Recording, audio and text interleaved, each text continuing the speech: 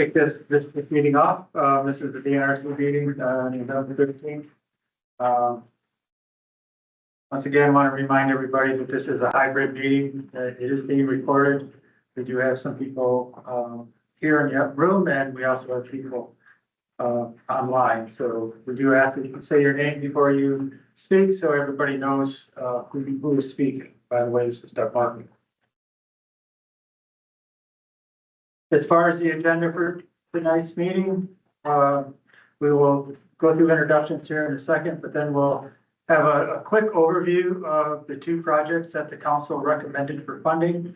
At the last meeting in October, the Butte Silverbow water meter overview and the Basin Creek. I will be going over those briefly for the Butte Silverbow folks. We also have two draft environmental assessments out on both of these projects that we'll step through quickly. And then we will end with the Butte Area 1 Natural Resource Damage Program Restoration Fund financial report at the end.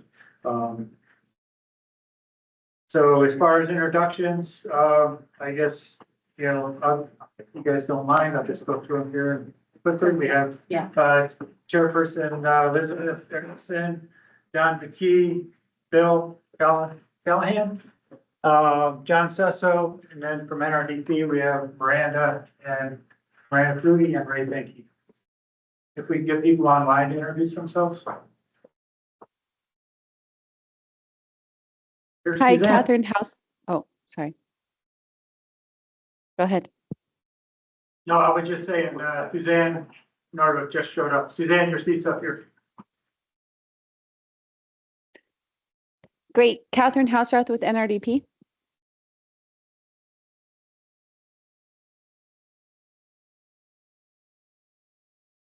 And there's somebody with the initials TG. Yes, this is Tammy Gordon from Ripple. Okay, hi Tammy. Thank you. Hello. So I will, as I said, I will give the quick overview or the brief overview of the two projects that the council recommended to take out for public comment. They are out for public comment at this point. This meeting is a meeting during that public comment period. We will answer some questions, but we're not taking comment. We will have to submit comments for them to be on the record. But all three of the documents are on the Natural Resource Damage webpage. We have the Butte Area 1 Restoration Project recommendations. That's out for public comment. This is a document specific to the two projects that we'll talk about briefly. And then we have the draft environmental assessments for the Butte water meter program, and also the draft assessment for the enhancement to the Basin Creek pavilions and parking area. They can be found at our website listed here, and you can also be on QR. As far as the public comment period, we got everything posted today with the environmental assessments and the projects. We are going to run that public comment period for 35 days to December 17th to make sure that everybody has ample time to comment on over the Thanksgiving break. You can submit your comments by email to the Natural Resource Damage Program, or you can submit them by mail to our physical address. We do ask that if you are commenting on the project, that you comment through the BAO Restoration Plan 2025 projects. And if you have comments specifically on the restoration, or excuse me, the environmental assessments, that you identify the environmental assessments that you are commenting on. And I'll have another slide where all this is on later, as well as it in the packet and on the website.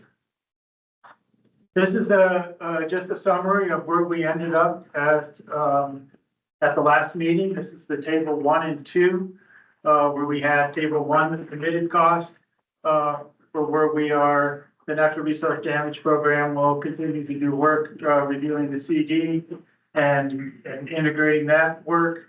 We had the two contracts, one with Montana Tech and one with Butte Silverbow for the tree planting that we will continue funding. And then, for the 3 years, we projected the potential administrative fees that we would need to hold in order to, finish that. Table 2 is a listing of all the projects that were considered by the council. You have the alluvial pumping, the Blacktail Creek restoration, the parent, we call it a kiosk now, we took memorial out, we did change that, that's one change. But we did, do have the funding in there for the 3 projects, the kiosk, for the parrot, the Butte water meters, and the enhancement to the Basin Creek, parking. I will note on the water meters, on the top line, the 353,000. When we put this table up last time, it was $7,000 off. We had only the purchase of the meters. We had deflected to put the $7,000 that Butte Silver Bow had proposed as their to install the meters. It was in their proposal as their final cost, but we had in this table we had forgot that $7,000, so we did add it this time. This is the corrected number. This is the correct number, yes. Is it corrected in, is it in this? Is the, It is correct in there also, yes, now. So quickly on the 2 Butte projects, Zane and Sean could not make it tonight, and I volunteered to briefly go over these as we heard these. So for the Butte project, the total request is $853,000, $616. And of that, $345,000 is for the purchase of the meters. Butte Silver Bow is going to provide for asking for $7,600 to help install those. And then they also are proposing, or not proposing, it's out in public comment now. We also have the grants program to help some people that need assistance to get these meters in, to get those installed. I do have Butte also, and I do have this in another slide. They are projecting a match of a little over $700,000. In the Basin Creek park enhancements, the only modification, there are no modifications to this task order. They're still asking for the $735,000 to work out at the Basin Creek Park. From their original proposal, the one thing that they did take out was it's a blank line there, and that was an enhancement or the restoration of a historic lodgepole pavilion. We're already building the proposal was to build a new pavilion, and so that restoration of the old pavilion was removed.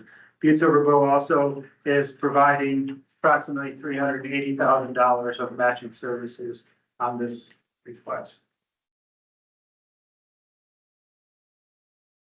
The one thing that you may see that's a little different is environmental assessments. And why are we doing environmental assessments?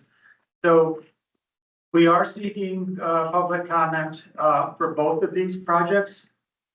We do have draft environmental assessments that are also out for public comment. And we have initiated doing environmental assessments where projects are not specifically listed in our restoration plan. So for instance, we did not do it on the Parrot project, but we had a restoration plan that specifically called out the Parrot and went through that analysis. But these projects are not specifically called out, so we are doing environmental assessments on these and taking public comment on it to make sure that we are complying with the Montana Environmental Policy Act requirements. So for the Butte water meter project, just looking at the natural resource and summarizing the natural resource damage criteria. We know that this is a technically feasible project. We believe these are commensurate cost benefits. The water savings, it's documented that water savings with meters is going to help, and it will help save water for the streams. It's cost effective. Butte Silver Bow does this on a regular basis. And it is consistent with the policies, rules, and laws. As well as Butte is providing for this, they're providing about $842,000 in matching funds compared to the 853 that they're asking for. As far as the draft environmental assessment, we determined that the impacts are negligible. The long term, there are positive water quality and quantity impacts. Also, there's benefits to human health and social impacts by conserving water. And in negligible, this is the only term that we are defining here as an adverse or beneficial effect that would occur, but at the lowest levels of detection. So we do feel that there are positive impacts. Whoops. So not to interrupt, I just wanted to let you know that Sister Mary Jo did. Okay. Oh, great. Okay, great. For the Basin Creek Park Historic District enhancements, once again, the natural resource damage criteria, it's technically feasible. Butte Silver Bow does this type of work.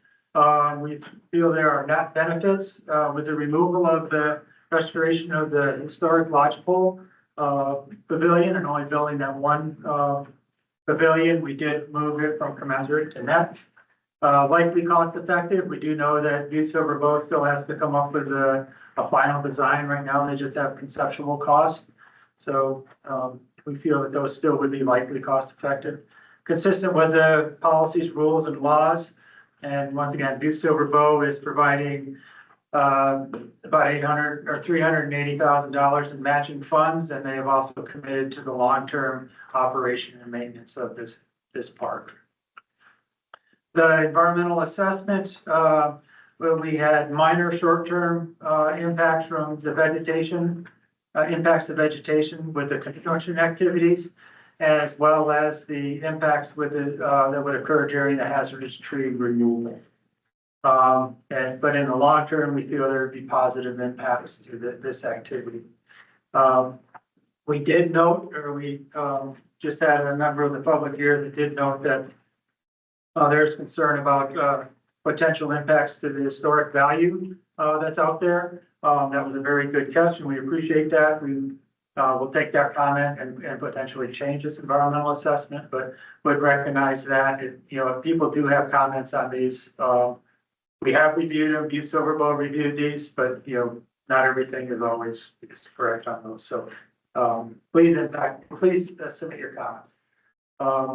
Just a quick question on this one. So is the proposal for Butte Silver Bow to do the work themselves, or will they contract that work out? I would suspect Butte Silver Bow would be contracting this work out. They would get a contractor for the design and then have because they are going to do paving and the parking lot enhancements. Although I guess Butte Silver Bow does that too. So some of it will be their choice on that. Okay.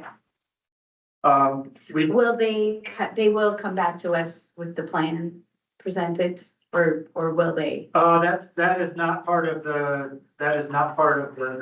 one of the requirements. So this is a negligible long-term impacts to human health.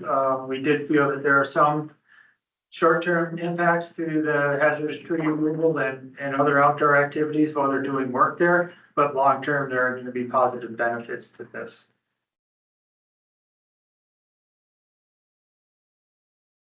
So are there questions on these projects or the environmental assessments? I have just a question on that environmental assessment for the park.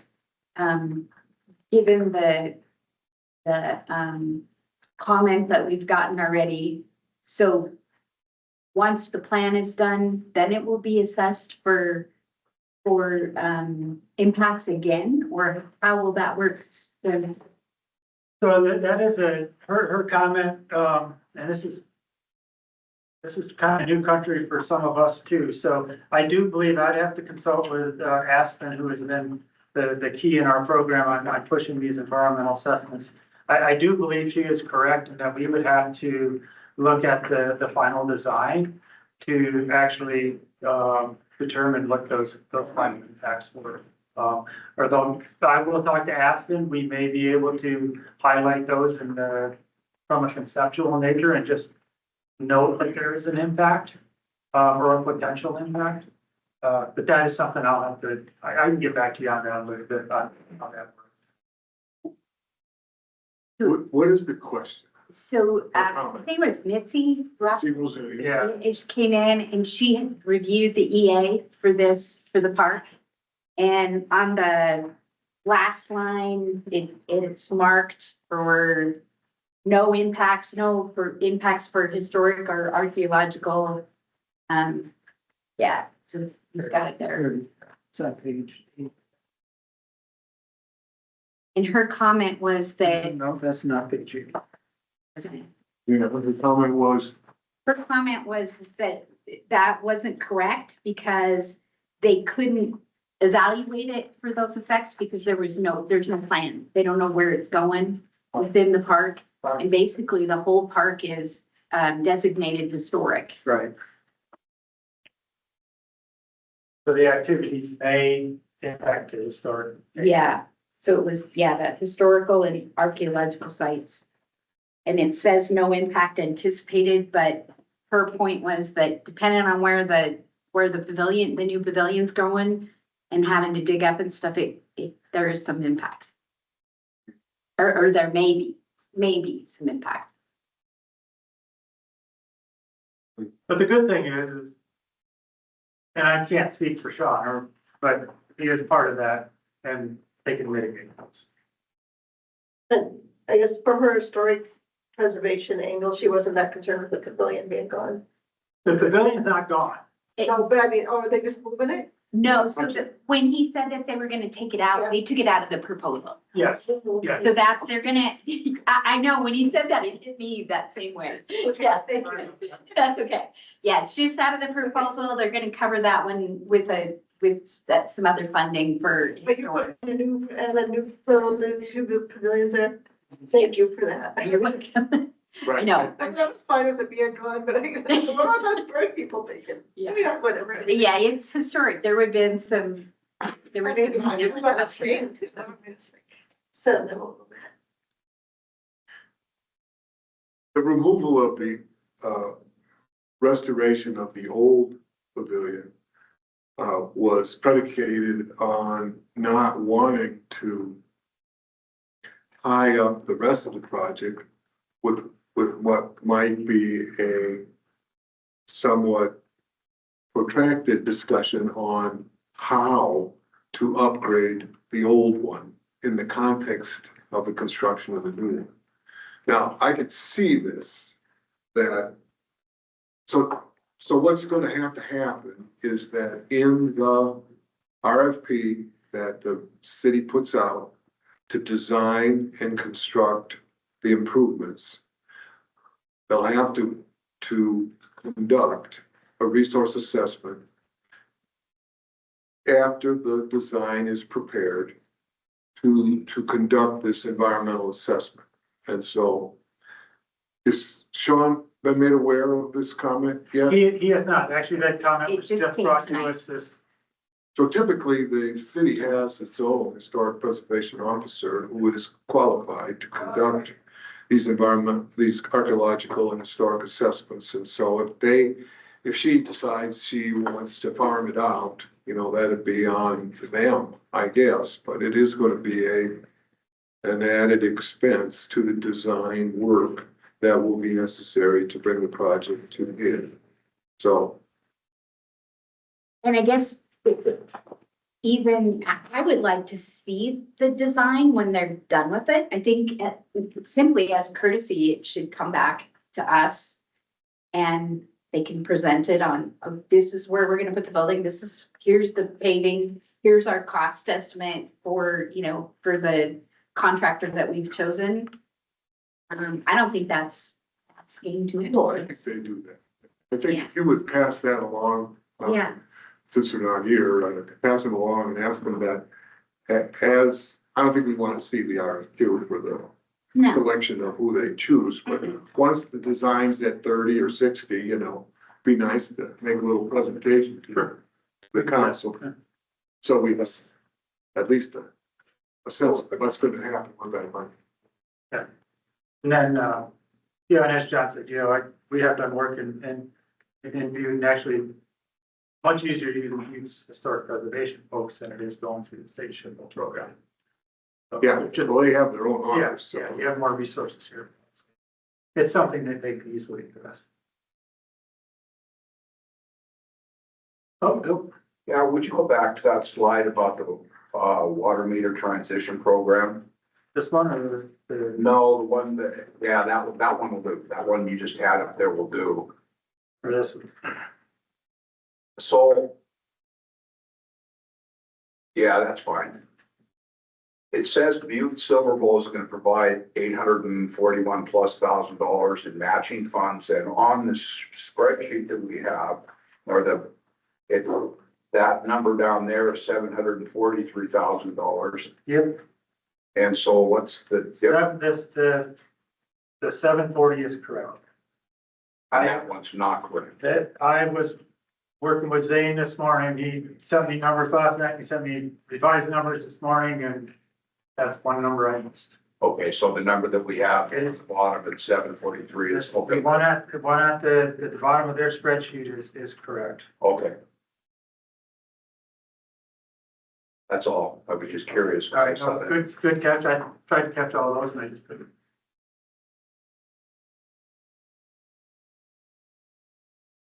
One more question. Can you go to the slide on the Basin Creek, spread for the Basin Creek?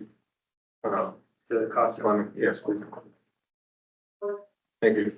Question about how DNRC does their evaluation here. Just again, because people ask me, I need to be able to at least answer. So Butte Silver Bowl submitted 10,000 man hours as their match. That's 5 man years as their match on a project you just said they're not going to do the work on. So, or they're not going to do 5 man years of work. So can you talk to us about how you guys conclude that these, I mean, straight up, 1/4 of the parks director, 1/4 of the park superintendent's entire year's hours are up there. It's 2080 hours in a year. They're submitting 540 hours each. Will at least give us the public, DNRC concludes this is correct. Well, just quick, NRDP. not DNR. NRDP, thank you. We look at this and, you know, be honest with you, John, I look at Butte Silver Bow and they're projecting their hours. They're projecting what, they are estimating. There is, in reality, there is no matching fund requirement here. I am looking more at what the total dollar amount is, the $735,000 and the cost that they're looking at there. You know, we're not being billed for those hours for them to, design this park. If it takes them 540 hours to do that, that's their estimate of that time. Personally, when I'm looking at this, if we had a match requirement, it would be a different story. So why are these numbers here at all? What's that? Why is it? Because it literally says BSB match expenses as the column header. It is, So why is it there at all? that's their match. Their total project costs are $1.1 million. That's what they've estimated in order for them to build this project, the total cost. Is that what they'd be reporting to, like, the taxpayer? Is that what's in their budget? Like, their budget for next year is gonna have the parks side working on this? I mean, is that what? I can't answer, I'm sorry, I can't answer those. Butte Silver Bow is not here to answer these questions. We're not, I'm not here to answer Butte Silver Bow's questions on this, how they came up with these numbers. So I guess my question would be then, like, if it comes in over budget, they are not gonna charge us for that. okay. So That's, if they used, instead of 540 hours, they use 600, immaterial to us. They're only gonna charge us that next. If the stuff we're paying for comes in over budget and they haven't met their match, like if they can't come back and justify their match, The way our contracts are set up is we will have a contract with Butte Silver Boat for this project for $734,000, $827, not to exceed.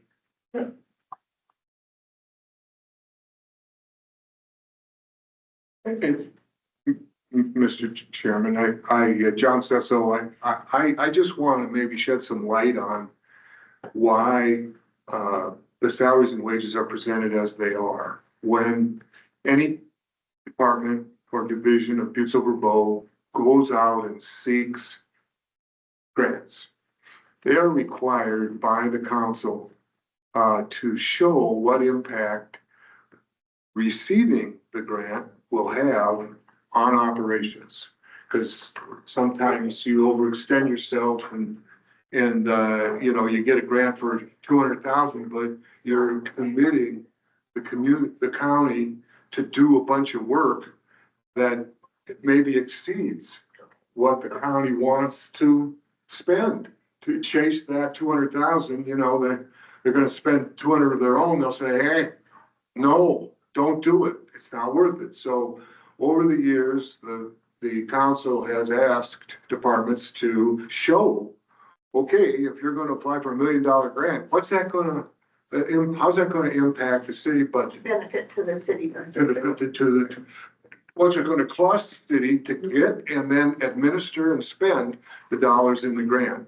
And if you look at that, for example, this public works accountant, now 250 hours may seem like a lot, but no offense to the NRD, but the transactional costs to when Doug's people, you know, look at every invoice and want to make sure that every dollar that the NRD is reimbursing the county, that it's a pretty stringent process. So the accountant is responsible for making sure every dime of that 734 is accounted for and passes muster with the granting organization.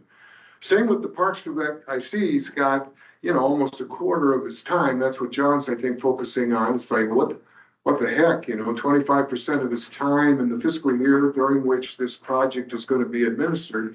That looks pretty high, but maybe by his experience, getting a grant of this sort eats up a lot of time, as well as his assistant, you know, some of these other guys, the urban forester, who's probably going to weigh in on the species that are going to be bid out for the job, because there's a lot of trees being implanted in this proposal. Now, getting them planted and stuff may be farmed out.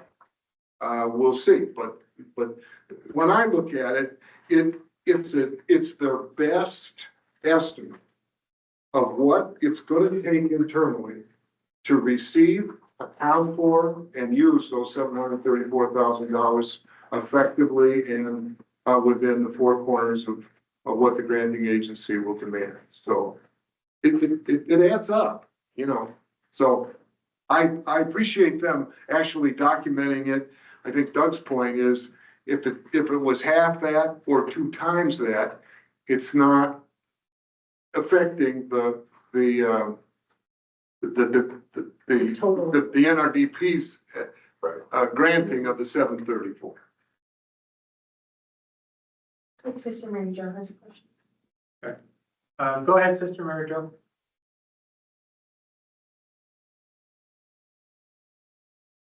You probably need to unmute yourself, Sister.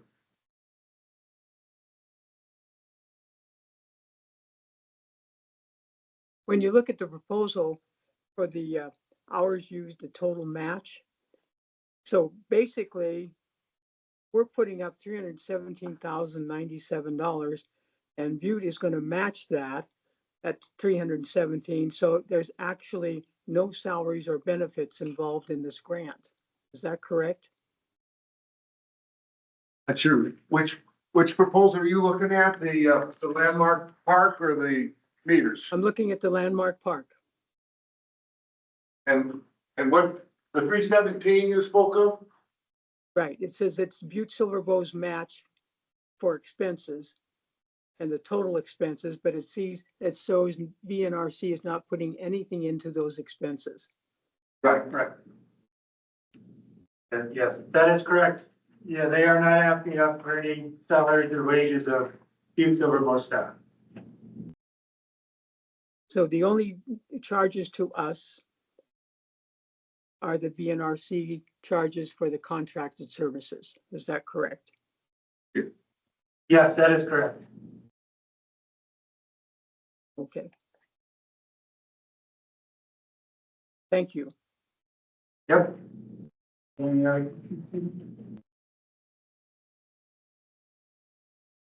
anything else here?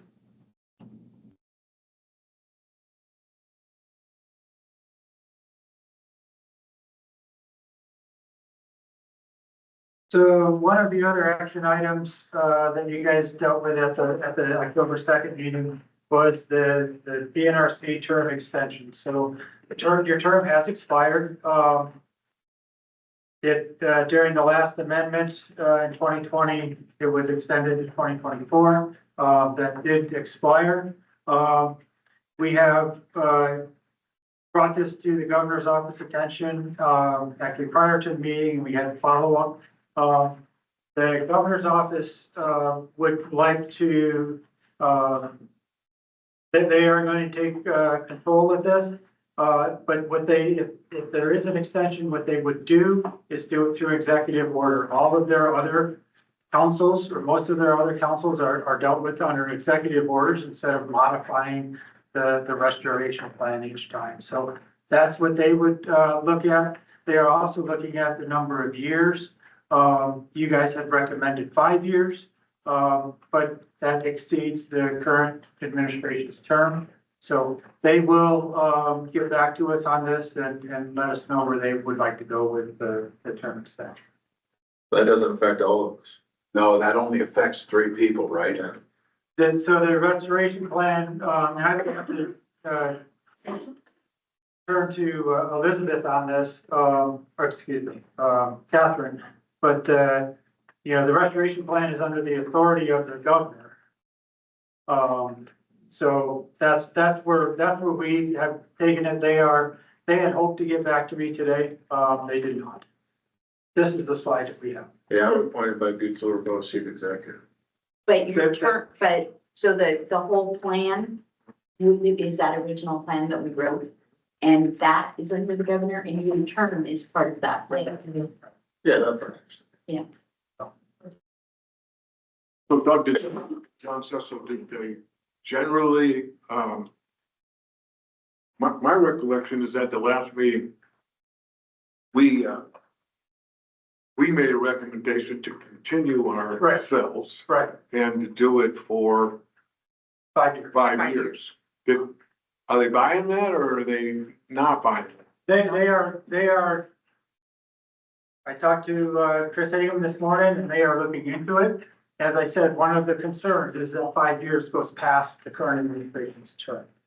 And that, so she will get back to us and we will be in communication with you about it. Where this is gonna go. But I'd like to make the point that when the administration changed last time, that we were still, and we went over whatever whatever the term was. And so why should it be any different this time? That, they can't extend it into whoever comes along after. I can carry these comments on to them, but this is where. They are. This is where we are, right? Yeah, that's where the governor's office is. Okay. But the original term, when the original plan was written, went over multiple administrations. Yeah. Yeah, and I don't remember how many times it was extended. I know this council has been extended numerous times. I do know that the Upper Clark Fork Basin Council, their term extended past.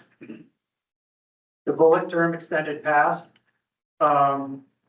the current administration, got rid of all the council members and appointed new council. That's right. So, it's the executive's decision. And so that's where we're at with it. So truthfully though, I mean, this is different than that. I mean, that didn't change the term of the council. They just changed the people that were on it, or did they? They wrote a new executive board. Okay. And they're actually the upper clerk for on 1 year. Oh, really? Yeah. Oh, interesting. It seems to me too that the members that were replaced from the previous council were still within their term limits, and those 3 members, they just walked in and they just said, okay, you guys are gone, and they appointed new members. But those were the 3 members that were to be appointed by the governor's office, whereas the other 6 members are appointed by the Butte Silver Bowl. And so I'm just saying, there's On the AC council? no on our council, because they still had time left in their terms. When, if I'm not mistaken, when the administration changed. No, I think they were at the end of their terms. We've never had the AC council issue where we've had people reappoint. They were at the end of their term, so it was time. All 3 of them were, because I I thought believe so. Brian had been appointed and still had time left. Well, whatever, I'm just bringing it up as a point of, Yeah, as a point, because I think it needs to be considered, so. Okay. Did you happen to talk to him about the unfilled position? yeah. I have, actually, it's been very difficult to get somebody to fill that position. We have, If they asked us, we can make some recommendations. well, I know when Pat was here, Pat, submitted several names. Yeah, And They didn't like any of I don't know if they didn't like them or if there wasn't a response. So, I contacted the governor's office 6 times, and I kept track of all those emails. And there were a couple of people that had applied for that position, Maureen Driscoll being one of them. I contacted the governor's office 6 times. I talked to one of his administrative assistants or whatever else. I did not get one single response back from that administration. Not one, not even the common courtesy of saying, hey, we're aware of this. And if you go on DOJ website, you can see that position is still open. But there was no acknowledgement of the fact that somebody who sits on the council, had requested a conversation with the governor's office to fill that position. And so that's, that was, to me, was very disrespectful. That's how I felt about it, so.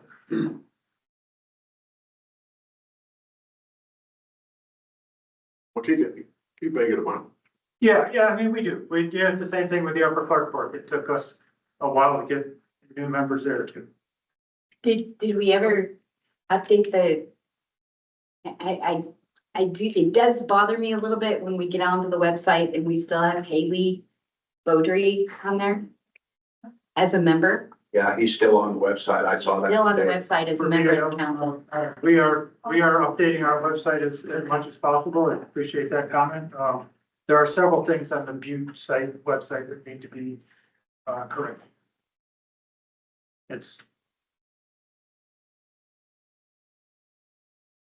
Now we will turn over to Miranda to do the fiscal year 2025 update.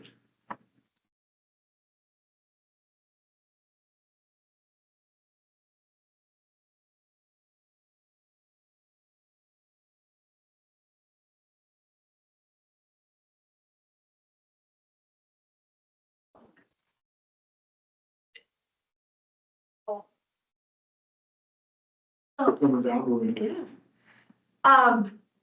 Financial update, sorry, Brandon. Trying to be steady. So we thought we'd go through some of the administrative costs. Again, sort of a similar look to what we presented before, but just with the updated 25 numbers. In your packet, there's a sort of financials, definitions and descriptions, a couple pages. So I'm not gonna go through this slide again, you guys have seen it.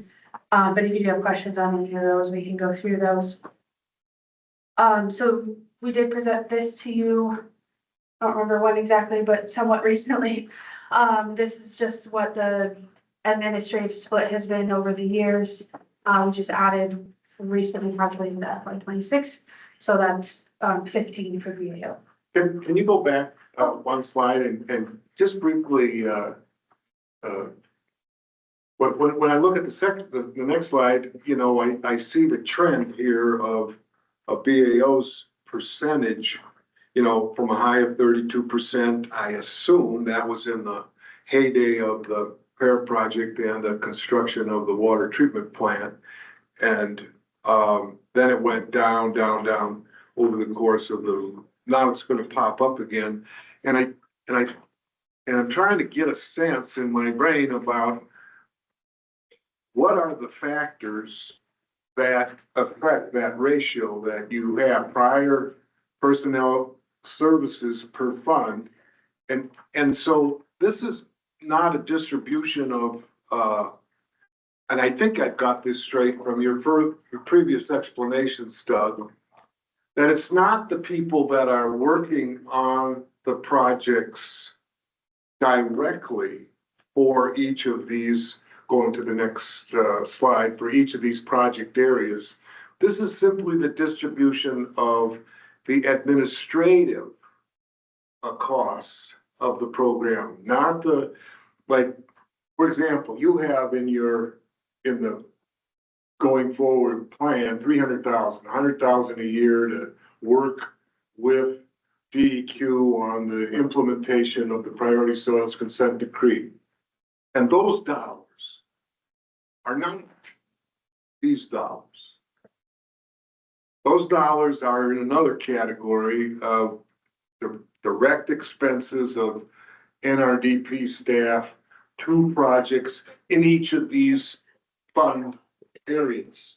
That's different. So, Miranda, what is the variables that change this percentage?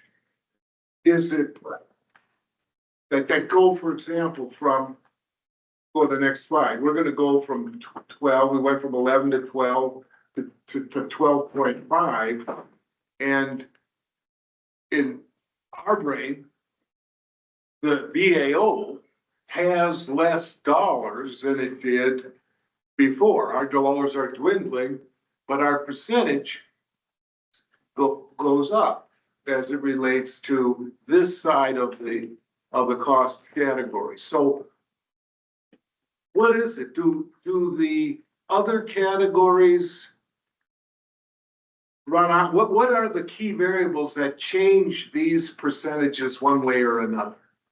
So like this slide says, every fiscal year we calculate the split based on personnel time. So where staff have charged specifically to a fund, not other admin costs. We pull those out, obviously.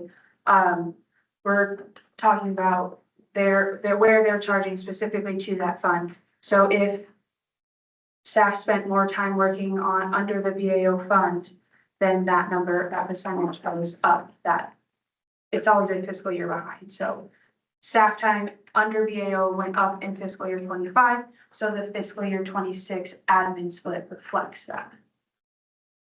If that makes sense. It also is slightly affected by if other funds and our time spent there significantly went down. So, but it is a direct relation between staff time and where they spent their time under each of the funds. Yeah, what's perplexing to us is that you projected a 15 percentile for 26, which is the fiscal year started July 1st, 2025. And we haven't had a guy in town for these 5 months. And yet we're projecting a growth in the amount you need to charge BAO compared to these other Right, but that's funds. because it's always a fiscal year behind, because we have to use the fiscal year 25 actuals to calculate the next fiscal year's Oh. split. So it's always a year behind, if that makes sense. Yeah, well, I guess it makes sense, but it doesn't compute. It just doesn't compute with us. I mean, for example, the Clark Fork, you have a ongoing project there. And it's hard for us to presume that the work that the NRDP staff is doing on the Clark Fork River Restoration Project as it relates to the Clark Fork River Remedy is going down half, 50% based on last year's data. And they still have most of their money based on what I see here, the original 26 million that they had. So it just seems odd that BAO, we keep paying, and yet Clark Fork, for example, just as one example, is paying less.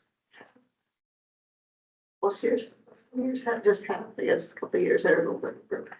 Yeah. Yeah, That's where the personnel time is. I got you. And somebody has our number. So, somebody has their number. You know, we just start charging some of those hours someplace else, Doug. I mean, it just seems odd that, and then when I read, you're gonna go on, so let's go on to your explanation of particularly expenses to date in the new fiscal year. So admin charges for fiscal year 25, total of 863,000, which I can say has gone down since the prior fiscal year. And Butte Area 1 was approximately 110,000 of that. And then these are sort of the categories of where those fiscal year or where those admin charges are. So obviously a majority of it is personnel, and most of that would be all our admin staff. And then obviously we have the operating expenses, go through those in detail, but if you have questions on any of those, I can answer them.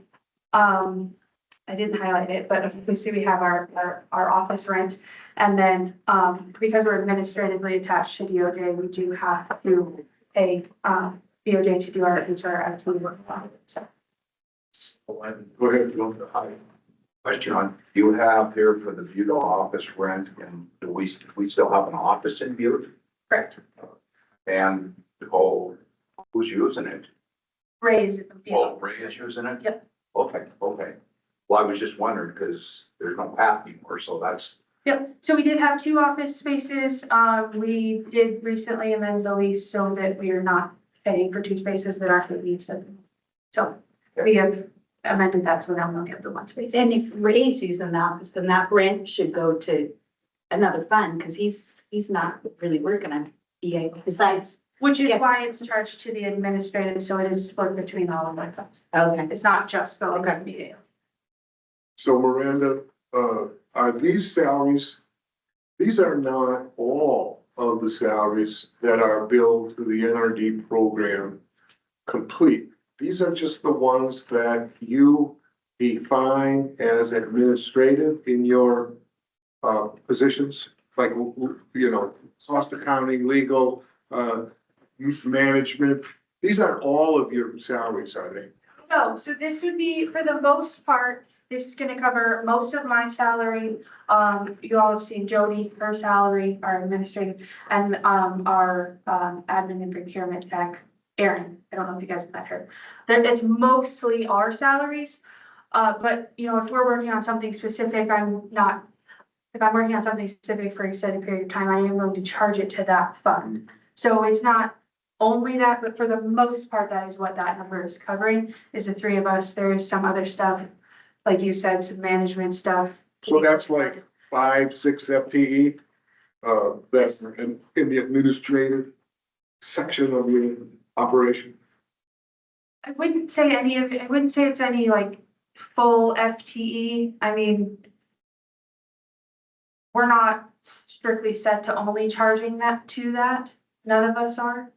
Well, you know, for example, your 2,080 hours, you're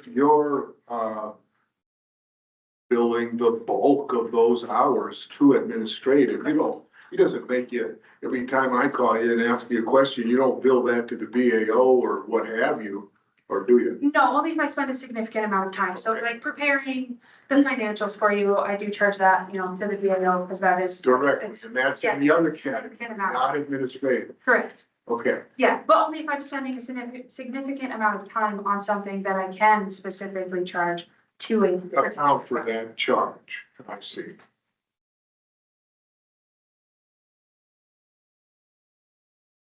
So now we will look at the BAO fund for fiscal year 25. And we thought we'd present this to you a little bit differently this year, kind of give you a snapshot of the full lifetime as well as just the current fiscal year. So in your packet, you'll see this, but we also provided how we previously presented it, just so you can kind of see the difference. It's the same numbers. This one is just giving you a little bit more of the historical as well.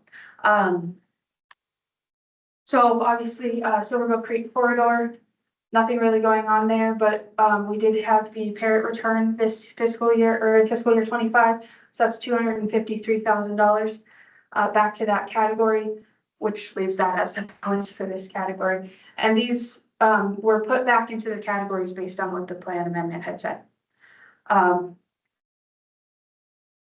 mine waste area interest earned 82,000, expenses of 170,000, general expenses, revenues and liabilities of 60,000, and that parrot return of 126, which leaves the category with 1.7 million. The stream restoration is 96,000 in interest, $435 in direct expenses, 70,000 in general expenses, revenues and liabilities, 295 back from the parrot, which leaves the category with just over 2 million. The municipal water system improvements, 1,659 in interest, 722,000 in direct expenses, just over 1,000 in general expenses, revenues and liabilities. Nothing came back to that one from the parrot, and then 35,000 is that category balance.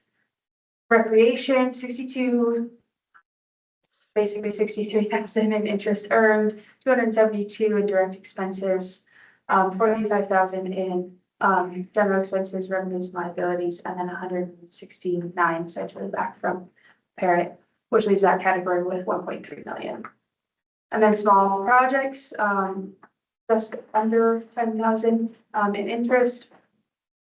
There wasn't any direct expenses this fiscal year, so almost 7,000 in general revenue expenses and liabilities, and nothing back from the parrot, so 200,000 or a little over 200,000 is the balance for that category. So we're looking at a total of 252,000 that came in from interest, 893,000 essentially in direct expenses, 182,000 in general expenses, revenues, and liabilities. And then that parrot return of 843,000 essentially, and the fund balance of just under 5.6 million.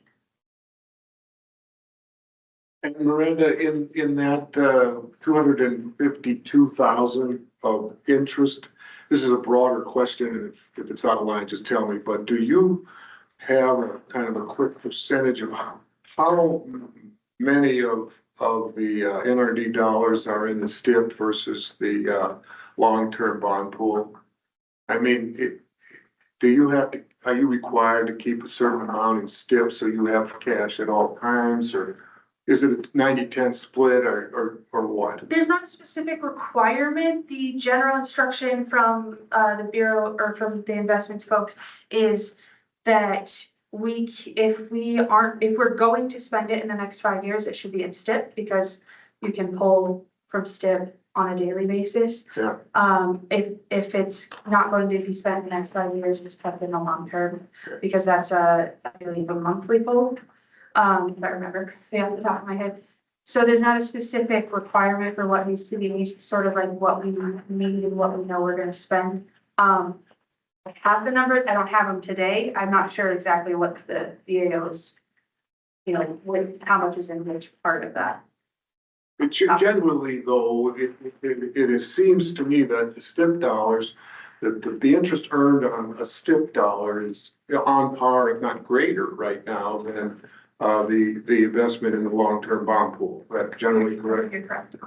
And you don't have the BAO dollars, these 5,582 or whatever portion of it is in the long-term bond pool, separated from all of your funds. That's one account you have with the Bureau of Investments or the Montana Board of Investments. You don't have a separate account for Anaconda Uplands and Clark Fork River, do you? I don't know exactly how they do their, on the back end of the investments, so I get a report that does show everything separated out. Separated out? Yes, Oh, do you? so because we have to be able to calculate and make sure that the appropriate amount. Okay, that's just factored into how much you have versus how much you earned. Was interesting.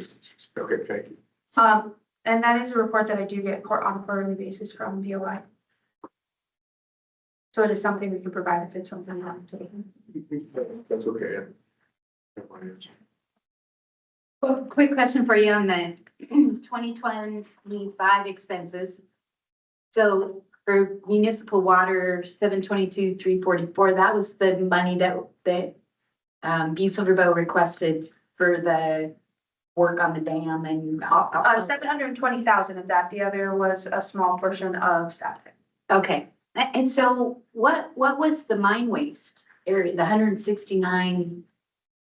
That is re-veg by my understanding, but Doug might. Is it? Oh, okay, That would be the two, that would be the Montana Tech and Okay. Silver Bowl contract. cool, all right, great. All right, another question on the parent excess return account, the 803333. Is that zeroed out now? No, there's a small amount left in that, in the parent fund for, O&M. Yeah, this is Doug, John, we transferred everything but $500,000 for long-term operation and maintenance of the parent stuff, and the hope is we will turn that over to B Silver Bowl to maintain that, so we did need to keep some of that money there to maintain that project. Any other questions while we're on this slide? I'm curious to follow up on John's point. I'm curious, and maybe I just didn't hear it just now, but the 500,000 that you kept in reserve for the parent fund, you know, to do long-term maintenance and follow up on little stuff that might break or whatever. Is on this chart, that's the parent tailings? And so that's gonna get only 1.5% of a hit on your administrative costs in 2026. Did I got that correct? If that's what it says. Well, it says 1.5, but I'm more asking you, Doug, is that where your 500,000 is? That's where, yes, that's where the 500,000. Compared to where is this 250,000? At the end of fiscal year 25, the balance in the first column, 252. That's in the BAO. That's, this entire amount is now in the BAO fund. We've made that transfer. And this is just, On your restoration projects for Silver Bowl Creek, that's what we would maybe allocate that for then? that's where it's currently allocated because we put it back in, at the percentages that was specified in the last plan. The amendment. Yes, they brought 842 back and like 500. Right, and of that, we put 252 back in the Based on our plan. number one there. And this is Doug, and just to remember that with the projects that we are proposing, if they go forward, we will have to move that funding around. Because right now, there's only that 35,000 in municipal, so we're gonna have to put money into that from other categories, for instance, small projects, and the stream restoration to fund those projects. Correct, depending on the public comment period, Yeah. we would have to reallocate the categories. So you're, yeah, so the water meters is gonna be under municipal water, but the park is under recreation? The park would be under recreation. Okay, and we've got enough money there. It's the municipal water one that we don't. Okay. And so is that a decision that we have to make on where that money should come from? What categories? This is Doug, you know, at the point of when we were looking at the projects, we indicated that we would take it from wherever. You know, we didn't want to keep the projects with necessarily with the funding two categories. We're just gonna try, we're looking at projects. You know, my thought, looking at this right now, we do have an active mine waste rebadge program going, we're going to Silver Bow and in Montana Tech. I would take, you know, it seems at this point it would be most logical to take it from the stream restoration to fund the $800,000 for the meters. Or some from the small projects, because Oh, yeah. we've had trouble with getting small projects off the ground. They don't seem to be worth the administrative hassle, so that'd be a charge of 200. Yeah, that is correct. I would, yeah, that's the first one I would, looking at it, first one I would take is those projects, the two projects that are left are not going to be, Silver Bow has indicated they're not interested in Moulton, and the BMX project is somewhere in Kentucky. Right.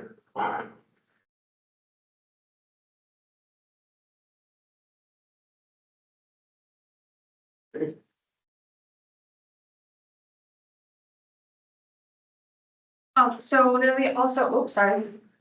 We also just wanted to give you a little bit more of a detailed breakdown. This is the same numbers you've seen in format. So you can see where, we have that BAO general admin, which are BAO costs, but they don't go to one of the allocated categories. And then the other two are our admin costs. That central services division one is that cost that we have to pay to them because we're attached, so.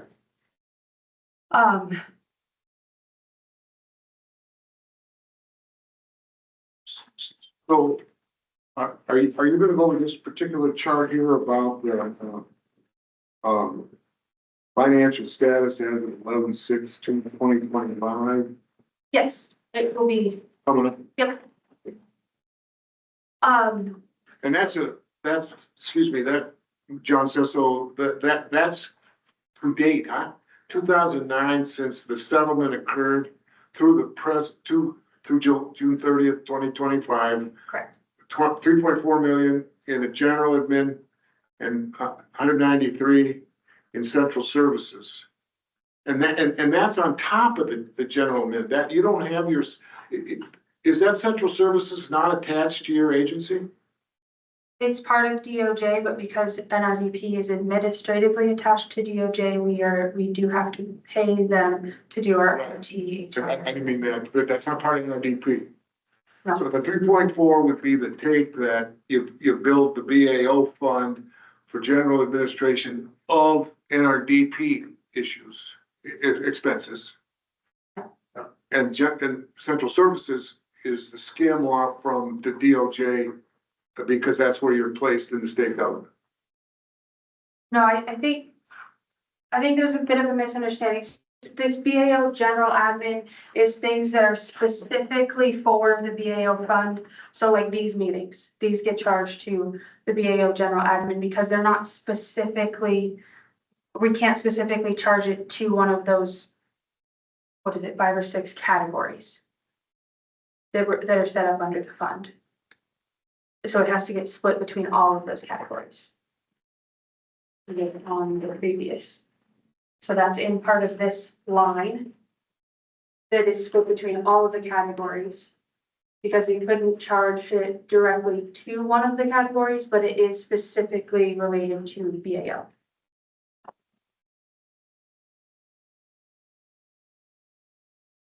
So I believe also CD stuff went under that. There's a lot of stuff that goes under that number, but for example, these meetings, because we're not always only talking about one of these, so we can't charge just one of these categories.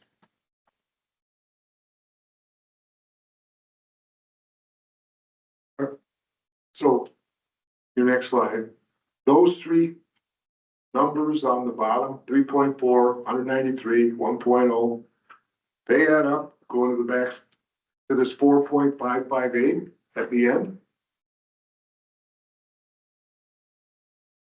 Sorry, I was looking at the wrong one. Let me just do the Right, math, they go into that number. right? But that's not the, so that's part of the other, that's not the only thing that goes into that number. That's part of it, that's that general expenses part, but it's also general expenses, revenues and liabilities. So the reason that those numbers don't exactly match is because of that, mostly because of that liabilities portion, which fluctuates that number. Sometimes the liabilities can be a positive number if they're less than the previous year. Sometimes it's a negative number because it's more. And that's mostly due to how our fiscal year works. And if we have a expense that we know was for fiscal year 25, but we don't get the bill until fiscal year 26, we have to set up an accrual for that. And that becomes a liability until we actually pay it. So it affects that number set. So that's why those don't exactly match, because there's some other numbers in this that aren't just those numbers. I think we've sent the larger, very big spreadsheet, which kind of shows that in more detail. And you said that the CD stuff is in that category as well. The BAO general admin category, by my understanding, is that correct, Doug?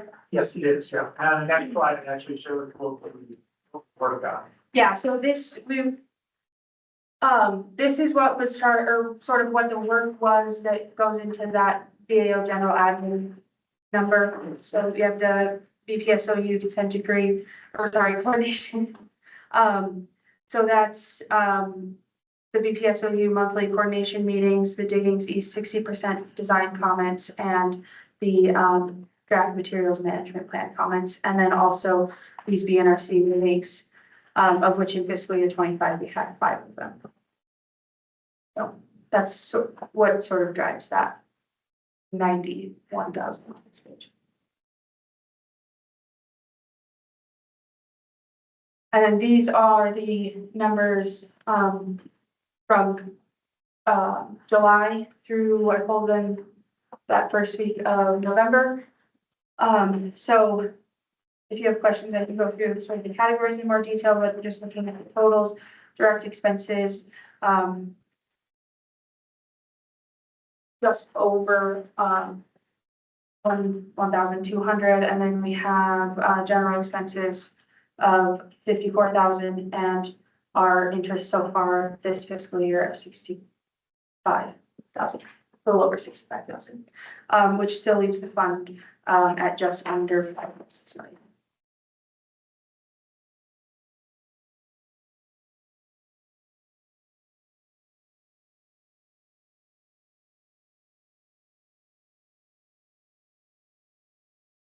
That's all I have, so I can answer any Look. questions.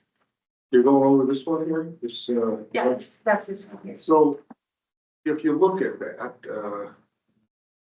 the BAO general administrative expenses are 10, almost 11,000 here. Is that in the July, August, September, October, in the 4 months that are through July 1 to October 30th? Correct. 31st, Plus like 1 week. plus another couple Yeah, days? maybe. Yeah. Okay, so Right there. we're 33% of the fiscal year, so to speak. Right. And we've spent $11,000. Now, one could one extrapolate that? That would account for $34,000 for the entire year? Sort of depends. Isn't this dictated by your 12.5% thing? not that number. That's the BAO general, which is, again, the stuff that we can't, that specifically related to BAO, but can't be charged specifically to one of these categories. The restoration categories. So that would be these meetings. So there's been Okay, one or then, two meetings so far this fiscal year. I can't remember how many exactly. So that would be in this category, and then any other, I don't know if there's been more comments on any of this stuff Yeah, from the previous. on the previous. I don't know if there's been more comments. We have been commenting on the digging East 90% design. We did comment on that, as well as, there was additional comments on the materials there in the plan.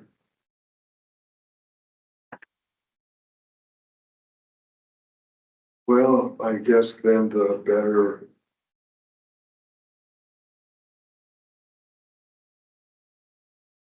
Question is, these that are billed to the specific categories are staff expenses in there too? This one, which is the only one that has specific, that could be. I don't know off the top of my head specifically what that charge is. But that's only if they specifically charge to that category. Otherwise, that's potentially just some operating costs, so a contract. Or one of the contracts. I don't remember exactly when they fill, so. These numbers in the general expenses, they are just the split out of these two numbers. That are in the general expenses. So these aren't on top of those, these are just split. So the 10 and the 54, that's in pink. Correct? If I added up 1, 2, 3, 4, 5, the 6 columns through small projects, I'd get the same number. Should. Okay. Believe I triple checked that, but yes. And then where, when you go back to the previous slide on our, no, the one on through 6/30/2025. Where are the expenses that are reflected on this percentage thing? You know, these percentages indicate a percentage of a certain amount of money. Where do they show up on our? They show up here in that general expenses, revenues, and liabilities category. And that general expenses revenue. That is also split. So the 182 is the general ones.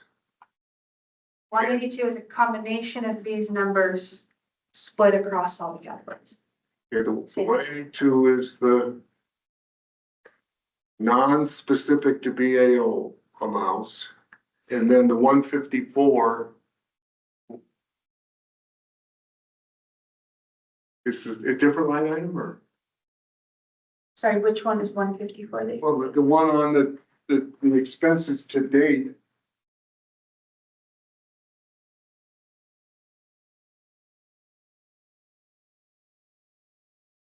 Or 54, excuse me, Okay. 54 on that one. What was the corresponding number of those expenses on our big spreadsheet in that one, go back, in the 182? Yeah, well, I mean, those aren't included in this number because this is fiscal. I understand. Yes, that is that. When you are done with fiscal year 2026, Yeah. are we gonna have a number, and that's where it shows up. Correct. That's the direct ones. Right? Not the 12.5% ones. That includes the BAO general admin and that 12.5%. Because all of those have to be split between the restoration categories.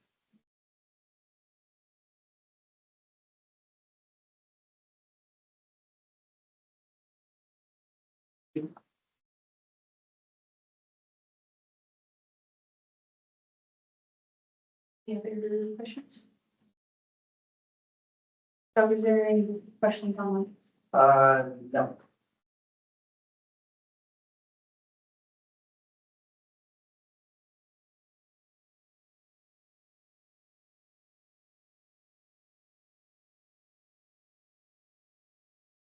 Any questions from, on one person on the public? No. No, okay. Says I can like, sorry. No, you're good. You're good. Not what my shrink says.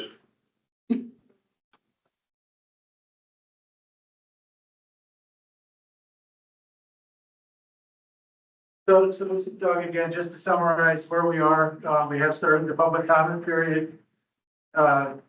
This is posted on our website. If you follow, the link, you can go to, it's under the NRDP, it's under notices.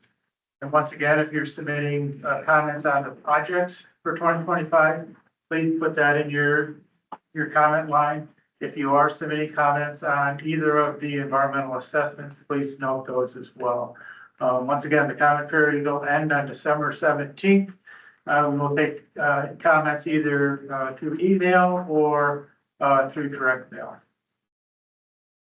With that, that is our last slide. Anybody else have any questions? We can. So when you get all the comments back, then you will address those Yes. and then we'll have another meeting. So we will develop a response to comments for all three things that are up for comment. Propose any recommendations based on those comments, i.e. I forget her name, Millie or Missy's comments. So we'll, direct those and then, we will present those again and I'll present them to the governor's office and try to move forward with this. I know at the last meeting, the goal was to try to get this completed and get contracts in place as soon as possible so that the Silver Bow could start on both of these projects and try to get those on the ground, or at least some of them on the ground. The next year.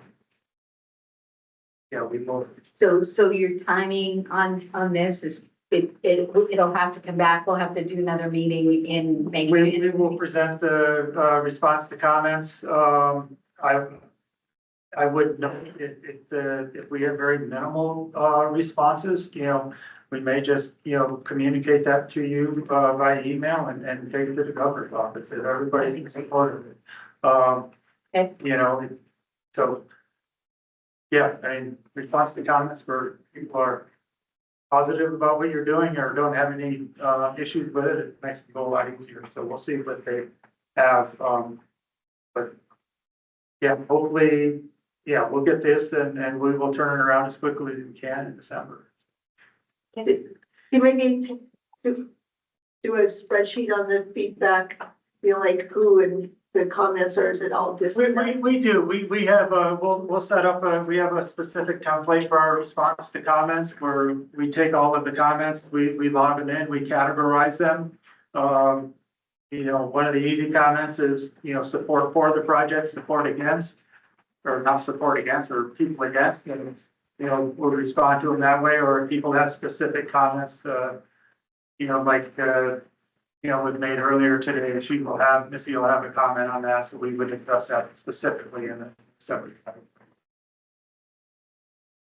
Yes, Bill? Yeah, Bill, I was just as kind of an afterthought and whatever else. I don't know as if it would be nice to know from you at Silver Bowl what kind of criteria they're gonna have for the meters, since we're gonna pay for our part of it's about 800 plus meters or whatever else, how they're going to go about implementing that once we get all the bugaboos worked out and everything. It'd be nice to know what they're, Yeah, we can ask them to come back and say, hey, how are you gonna, do that first batch of meters and stuff, so. because I know there were a bunch of questions about the $500,000 and where that was gonna go to. Yeah, and then following up on something Mr. Mary Joe's commented a couple times, that grant program, how far does $500,000 actually go? I think that's a real important thing to find out, just to find out. I believe that there was a specific commitment that they made to come back to us with the plan, how they were gonna set priorities and how they were gonna distinguish between those in need and those in not, and what expenses they were actually going to pay with the grant money prior to its implementation. So Yeah, we that was could at the meeting at the emergency center. Excuse me? That was at the meeting at the emergency center when they committed, you're right. Yeah, no, no. I was here. At the- At We were at the archives, but the last meeting, when we voted to grant, Yeah. to recommend granting the funds, the caveat was he's got to come back and tell us how you're gonna do this, because they didn't have all the kinks out, you They know? did. Julia said they would come back.